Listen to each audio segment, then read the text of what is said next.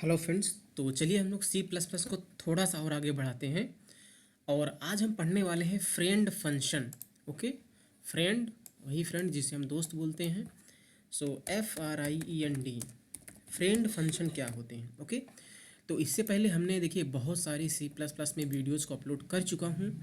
तो अभी हमने वीडियोस रिकॉर्ड बहुत कर लिए हैं। अभी मैं 60 to 65 वीडियोज़ को रिकॉर्ड कर चुका हूँ, लेकिन अभी तक हमने अपलोड सिर्फ 24 वीडियोज़ को किया है। ओके, तो आप ये सारे वीडियोज़ को एक्सेस करिए और वन बाय वन आप वीडियो को पढ़ेंगे, देखेंगे। ओके, तभी आपको पूरा समझ में आएगा और आप बिलीव मानिए सी प्लस प्लस आप इतने अच्छे से सीख जाओगे कि मैं क्या बताऊँ। ओके, तो चलिए आज हम पढ़ते हैं फ्रेंड फंक्शन क्या होते हैं। ओके, तो मैं अपना खोल ओपन कर लेता हूँ यहाँ पर विजुअल स्टूडियो कोड। तो जहाँ पर हमने देखिए बनाया है एक मेन फंक्शन, तो यूजुअली हमने वही सेम कोड लिखा है और हमने यहाँ पर एक क्लास बनाई है पॉइंट नाम से। और क्योंकि पॉइंट, हम जब पॉइंट की बात करते हैं तो उसमें जो कोऑर्डिनेट्स होते हैं एक्स वाई, तो हमने यहाँ पर दो वेरिएबल बना लिए हैं। इनको हम बोलेंगे मेंबर वेरिएबल। ओके, ये मेंबर वेरिएबल हैं। अब हमने क्या सीखा था सी प्लस प्लस में कि जो ये मेंबर वेरिएबल हैं इनकी वैल्यूज़ में जो हम चेंजेस करते हैं वो मेंबर फंक्शन का यूज़ करके करते हैं, है ना। देखिए, क्योंकि यहाँ पर एक्स और वाई प्राइवेट हैं तो इनको हम क्लास के बाहर से एक्सेस नहीं कर सकते, है ना। क्लास के बाहर से हम उनको एक्सेस नहीं कर सकते। जो चीज़ें पब्लिक होती हैं उनको हम क्लास के बाहर से एक्सेस कर सकते हैं, है ना। जैसे अगर हम इस क्लास का कोई ऑब्जेक्ट बनाए, लेट से पी नाम से ऑब्जेक्ट बनाएं, तो उस पी के अंदर दो मेंबर वेरिएबल होंगे एक्स एंड वाई। तो अगर मुझे एक्स और वाई को मैं यहाँ पर बाहर एक्सेस करूँ तो मैं बाहर एक्सेस नहीं कर सकता। जैसे मेरा कहने का मतलब ये, जैसे मैं एक पॉइंट बनाया पी, तो मैं पी डॉट एक्स ऐसे नहीं लिख सकता, है ना, क्योंकि एक्स और वाई यहाँ पर क्या है, प्राइवेट हैं, है ना। तो इसीलिए हम लोग क्या करते थे, हम लोग मेंबर फंक्शन बनाते थे, है ना। और उन मेंबर फंक्शन को हम लोग क्या करते थे, पब्लिक बनाते थे। तो जैसे यहाँ पर अगर मैं एक मेंबर फंक्शन बनाऊँ वाया सेट पॉइंट नाम से, और इसमें मैं क्या करूँगा, दो वैल्यूज़ को पास कर दूँगा x1 y1। तो ये क्या करेगा, x में x1 रख देगा और y में y1 रख देगा। और मैं क्या करूँगा, अगर ये जो p है ऑब्जेक्ट है, इसके अंदर जो मेंबर वेरिएबल एक्स वाई हैं, अगर उसमें मुझे वैल्यूज़ को रखना है तो मैं p डॉट इस सेट पॉइंट फंक्शन को कॉल करके इसमें लेट से 3 और 4 पास कर देता हूँ। तो हमने एक पॉइंट बना लिया, है ना। तो हमने एक पॉइंट बना लिया। अब क्योंकि p ने सेट पॉइंट को कॉल किया है तो p is the caller object of set point function.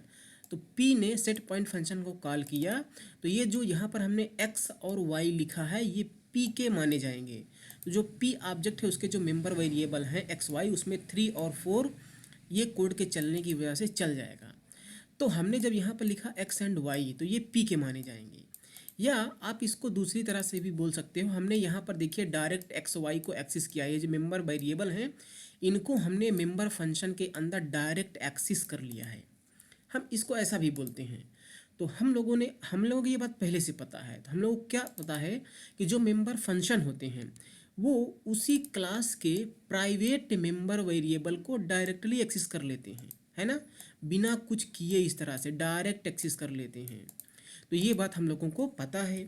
इसी तरह से अगर मान लीजिए मुझे अगर उनको वैल्यू को प्रिंट करना होता तो हम लोग यहाँ पर एक शो पॉइंट नाम से फंक्शन बना देते, है ना।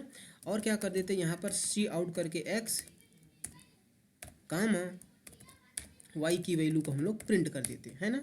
और अगर पी में जो एक्स वाई है अगर उसकी वैल्यू को हम लोगों को प्रिंट करना होता तो हम लोग पी डॉट करके इस शो पॉइंट फंक्शन को कॉल कर लेते इस तरह से, तो हमारा काम हो जाता, है ना। और ऐसा तो हम पहले से भी करते आ रहे हैं।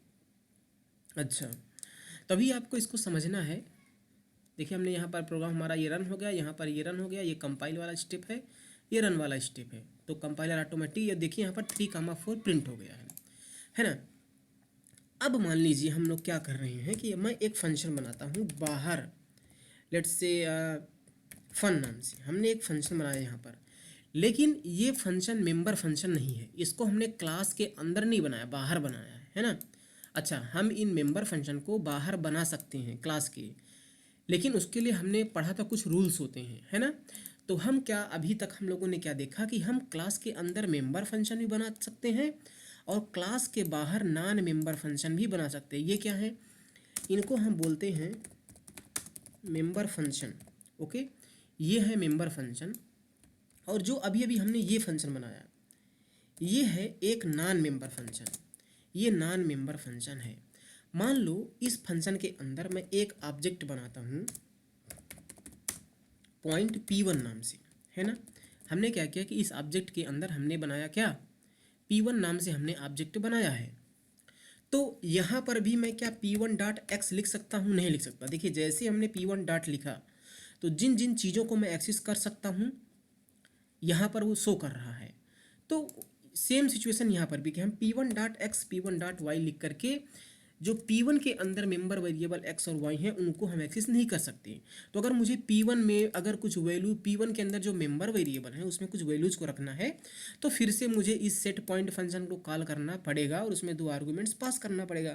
तो P1 के x और y में जो भी वैल्यू हम पास करेंगे इस फंक्शन को कॉल करते समय वो वैल्यू सेट हो जाएगी, है ना। तो ये चीज़ें तो हमें पहले से पता है। तो अब आप फ्रेंड फंक्शन का कॉन्सेप्ट सुनिए कि फ्रेंड फंक्शन, देखिए हम यहाँ पर क्या कर रहे थे कि P1 डॉट एक्स लिख के P1 डॉट वाई लिख करके हम x और y को एक्सेस नहीं कर सकते। लेकिन सोचो अगर हमारे पास कोई ऐसा फंक्शन हो जो कुछ स्पेशल टाइप का फंक्शन हो और हम क्लास के बाहर से प्राइवेट मेंबर को डॉट लगा के एक्सेस कर पाएँ। डायरेक्ट तो एक्सेस नहीं करेंगे। डायरेक्ट एक्सेस करने का मतलब होता है जैसे यहाँ पर सेट पॉइंट है, इसने एक्स और वाई को डायरेक्ट एक्सेस कर लिया। जो शो पॉइंट है वो एक्स और वाई को डायरेक्ट एक्सेस कर रहा है क्योंकि ये मेंबर फंक्शन होते हैं। तो मेंबर फंक्शन के पास ये अथॉरिटी होती है कि वो प्राइवेट मेंबर वेरिएबल को डायरेक्ट एक्सेस इस तरह से कर सकते हैं। लेकिन अगर इन प्राइवेट मेंबर चाहे वो वेरिएबल हो या फंक्शन हो उनको हमें क्लास के बाहर एक्सेस करना है तो मैं उनको एक्सेस नहीं कर सकता। जैसे इस केस में मेंबर वेरिएबल हैं, प्राइवेट हैं, उनको हम बाहर से एक्सेस नहीं कर सकते। लेकिन C++ में हमारे पास एक और फंक्शन होता है जो कुछ स्पेशल टाइप का फंक्शन होता है जो क्या कर सकता है, इन प्राइवेट मेंबर वेरिएबल को भी क्लास के बाहर से डॉट ऑपरेटर लगा के एक्सेस कर सकता है। डॉट ऑपरेटर लगा के मतलब कि जैसे P1 डॉट एक्स लगा के एक्सेस कर सकता है, उसे हम बोलते हैं फ्रेंड फंक्शन। क्योंकि जो ये फन फंक्शन है ये एक नॉन मेंबर फंक्शन है, ना तो ये मेंबर फंक्शन है ना ही फ्रेंड फंक्शन है, ये एक नॉन मेंबर फंक्शन है। तो member function, non member function और फ्रेंड फंक्शन में आपको डिफरेंस पता होना चाहिए। तो जो नॉन मेंबर फंक्शन होते हैं वो P1 डॉट लगा के इस तरह से प्राइवेट मेंबर को एक्सेस नहीं कर सकती। लेकिन जो फ्रेंड फंक्शन होते हैं उनको ये अथॉरिटी दी जाती है कि इस तरह से अगर हम कोई ऑब्जेक्ट बनाए फ्रेंड फंक्शन के अंदर तो फ्रेंड फंक्शन के अंदर P1 डॉट एक्स लिख करके मैं x को एक्सेस कर सकता हूँ, P1 डॉट वाई लिख करके मैं y को एक्सेस कर सकता हूँ, भले ही ये x और y प्राइवेट फील्ड में बने हैं। क्योंकि P1 dot X P1 dot Y हम फ्रेंड फंक्शन के अंदर कर रहे हैं, इसलिए फ्रेंड फंक्शन के अंदर हम ऐसा कर सकते हैं। अब हमें ये पता चला कि जो नॉर्मल फंक्शन होते हैं, नॉन मेंबर फंक्शन, उनका यूज करके तो हम नहीं कर सकते। तो भैया हम ऐसा तो हम नहीं कर सकते। तो अब हम लोग क्या बनाएंगे, एक फ्रेंड फंक्शन बनाएंगे। क्या बनाएंगे, फ्रेंड फंक्शन बनाएंगे। तो फ्रेंड फंक्शन बनाते कैसे हैं चलिए उसको देखते हैं। तो फ्रेंड फंक्शन बनाने के लिए आपको इसी तरह से एक नॉर्मल फंक्शन ही बनाना पड़ता है, नॉन मेंबर फंक्शन बनाना पड़ता है। हमने कहा कि अगर आप फ्रेंड फंक्शन बनाना चाहते हैं तो आपको इसी तरह से एक नॉन मेंबर फंक्शन ही बनाना पड़ेगा। यानी कि फ्रेंड फंक्शन क्लास का मेंबर फंक्शन नहीं है, फ्रेंड फंक्शन क्लास का फ्रेंड होता है ना। फ्रेंड फंक्शन क्लास का फ्रेंड होता है, मेंबर फंक्शन नहीं होता। इस बात को आप ध्यान रखना। तो अगर मैं चाहता हूँ कि ये जो हमारा फन फंक्शन है ये हमारी इस वाली क्लास का फ्रेंड फंक्शन बन जाए तो मुझे इस फंक्शन को इस क्लास के अंदर डिक्लेयर करना पड़ेगा। अब फंक्शन का डिक्लेरेशन तो हमें पता है कैसे करते हैं। अगर इस फंक्शन का डिक्लेरेशन हमें इसके अंदर करना है क्लास के अंदर तो मैं लिखता हूँ फंक्शन का रिटर्न टाइप, फंक्शन का नाम, और ये लगा दिया हमने सेमीकोलन। तो ये फंक्शन का डिक्लेरेशन हमने कर दिया, है ना। लेकिन ये एक फ्रेंड फंक्शन का हमने यहाँ पर डिक्लेरेशन किया, ये तो हमने बोला कि ये एक फ्रेंड फंक्शन का डिक्लेरेशन हमने किया है। ये कैसे पता चलेगा? देखिए, अगर आपने पूरा हमारी सीरीज़ देखा है तो वहाँ पर हमने सीखा था कि ये जो मेंबर फंक्शन है इनको हम क्लास के बाहर भी बना सकते हैं, डिफाइन कर सकते हैं, और क्लास के अंदर भी कर सकते हैं। तो क्लास के अंदर हमने बनाया है ना। मान लीजिए अगर मुझे इस शो पॉइंट फंक्शन को क्लास के बाहर डिक्लेयर करना, डिफाइन करना होता, तो मैं यहाँ पर क्या करता, इस फंक्शन का डिक्लेरेशन करता, है ना। और डिक्लेरेशन कर देता इस फंक्शन का। यहाँ पर मैं क्या करता कि मैं इस फंक्शन का यहाँ पर डिक्लेरेशन करता, है ना। इस फंक्शन का मैं यहाँ पर डिक्लेरेशन करता। देखिए, हमने इस फंक्शन को यहाँ डिक्लेयर किया है ना। और जब उस फंक्शन को मैं क्लास के बाहर डिफाइन करता तो उसके फंक्शन के नेम और रिटर्न टाइप के बीच में हमें लगाना पड़ता था मेंबरशिप लेबल, है ना। आपको याद है? तो देखिए, हमने क्या किया कि हम जो मेंबर फंक्शन हमारे पास होते हैं उनको हम क्लास के अंदर भी डिफाइन कर सकते हैं, और अगर हम क्लास के अंदर डिफाइन ना करना चाहें तो हम उनको बाहर भी डिफाइन कर सकते हैं। लेकिन अगर हम बाहर डिफाइन करते हैं तो उसके लिए दो शर्त होती है, उसको इसके अंदर डिक्लेयर करो क्लास के अंदर, और उनको क्लास के बाहर जब डिफाइन कर रहे हो तो मेंबरशिप लेबल लगाओ, है ना। तो ये हमने सीखा था। तो यहाँ पर हमने दोनों स्टाइल में फ्रेंड फंक्शन इस तरह मेंबर फंक्शन बनाया है। अब हम बात करते हैं इसकी फ्रेंड फंक्शन की। तो मैं क्या कह रहा हूँ, मैं चाह क्या रहा हूँ कि मैं इस फन फंक्शन को इस क्लास का फ्रेंड फंक्शन बनाऊँ। लेकिन अब इन दोनों का डिक्लेरेशन देखिए आप, इन दोनों के डिक्लेरेशन को देख के ऐसा लगता है कि ये फन फंक्शन एक मेंबर फंक्शन है जिसको आप हो सकता है क्लास के बाहर डिफाइन करें, जैसे शो पॉइंट को किया है ना। लेकिन मैं क्या कह रहा हूँ कि नहीं, ये जो फन फंक्शन है ये नॉट अ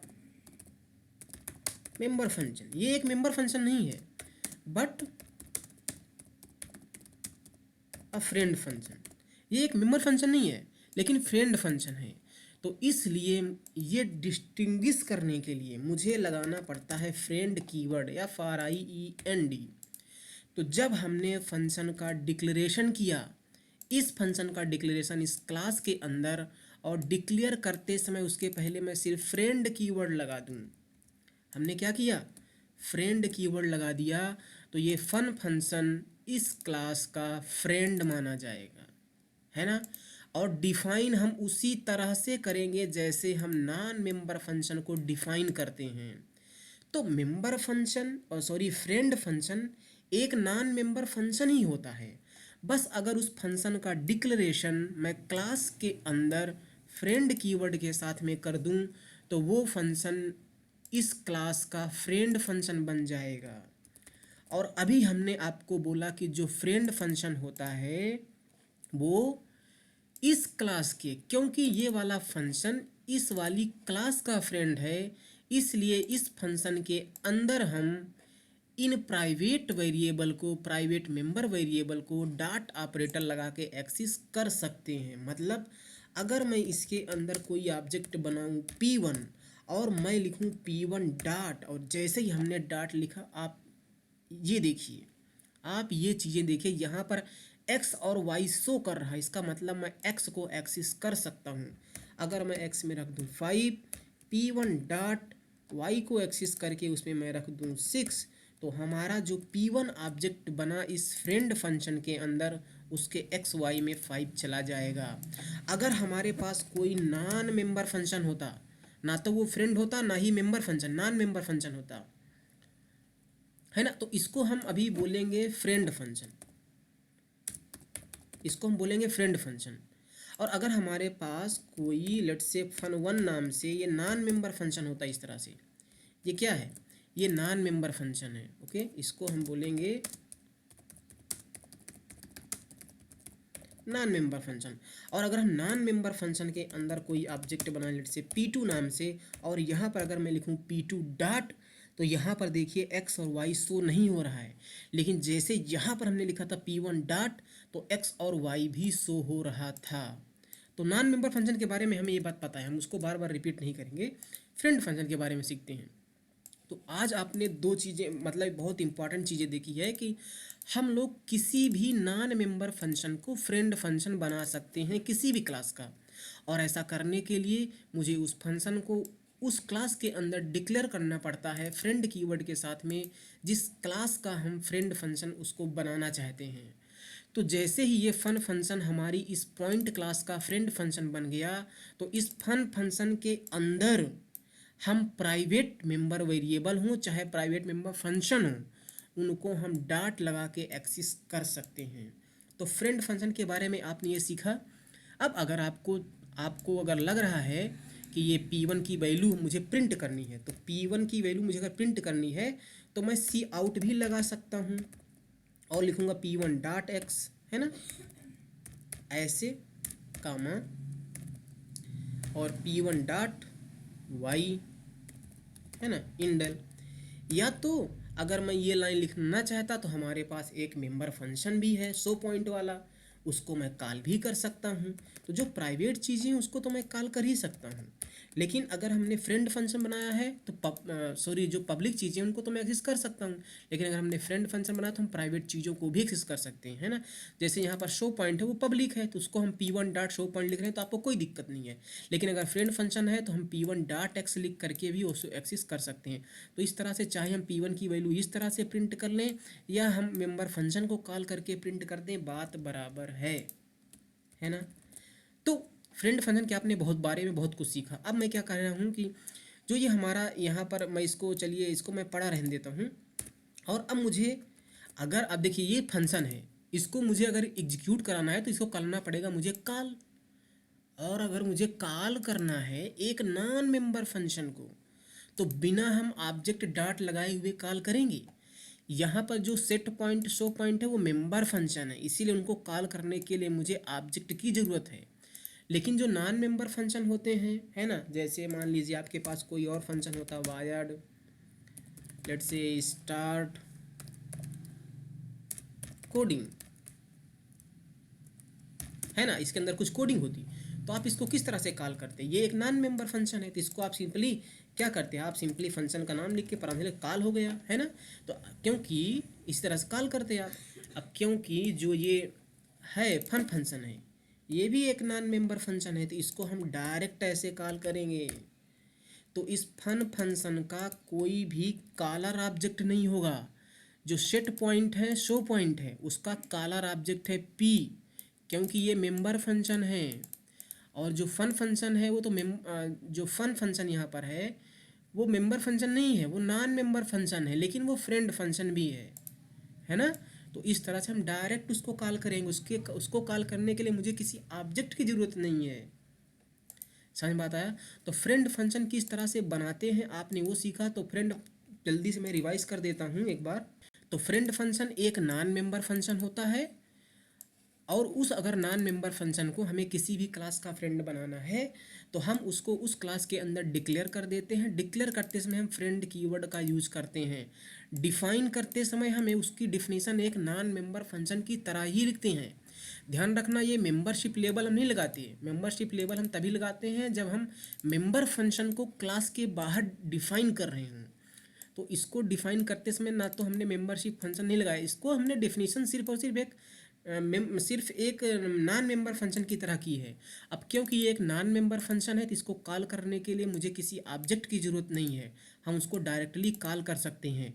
और फ्रेंड फंक्शन की सबसे खासियत बात ये होती है कि वो private members co dot operator लगा के एक्सेस कर सकते हैं, है ना। तो अगर मैं इसको रन करूं तो पहले ये वाला कोड चलेगा तो 3,4 प्रिंट होगा, फिर फन फंक्शन को हमने कॉल कर लिया तो 5,6 प्रिंट होगा। तो P1 जो ऑब्जेक्ट है उसकी वैल्यूज़ को सेट करने के लिए हमने कोई फंक्शन नहीं कॉल किया है, बल्कि हमने मेंबर वेरिएबल को ही डॉट ऑपरेटर लगा के एक्सेस कर लिया है ना। ये देखिए। तो आई होप कि आपको ये जो फ्रेंड फंक्शन है वो पता चला होगा, और अपने अगले वीडियो में और भी सीखेंगे फ्रेंड फंक्शन के बारे में, बहुत कुछ सीखने वाले हैं। Thank you so much, bye bye.